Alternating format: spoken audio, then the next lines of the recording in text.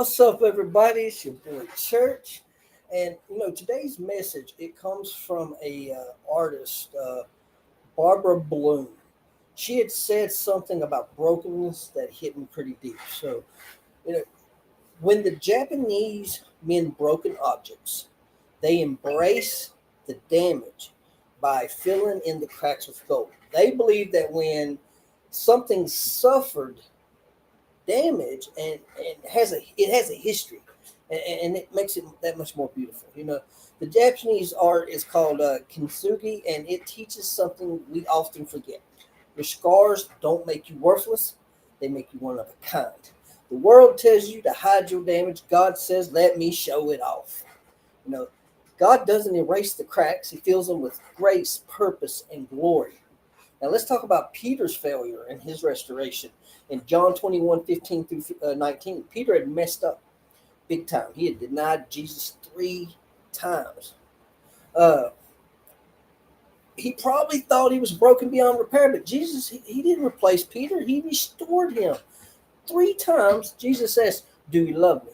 One question for every failure. One crack filled with gold every time. And guess what? Peter became one of the boldest voices in the early church.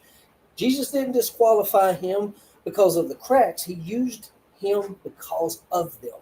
Now, let's talk about the lady in the alabaster jar in Luke 7:36 through 50. She wasn't respected. She wasn't welcome. She had a past. Many of us know what that means. But she brought her most valuable possession, broke it open, and poured it out at Jesus' feet. The room judged her, but Jesus forgave her. He honored her. He lifted her up. Her brokenness became worship. Her cracks became her testimony. And we can all learn from that. Now, in recovery, this is a little more personal for a lot of us. We've got cracks. We've got trauma. We have relapse. We have regret. We have been damaged, and we have caused damage. But here's what God says. I can use that. I can feel that. I can make it beautiful. God doesn't call the flawless. He calls the faithful. And the truth is, the more broken your story, the more powerful your testimony will be. So don't ever cover your cracks. Let God turn them into gold. You know, People might look at you and see damage, but God sees detail. He sees death. He sees destiny, not death. Death, like crack deep. He sees more than what you know.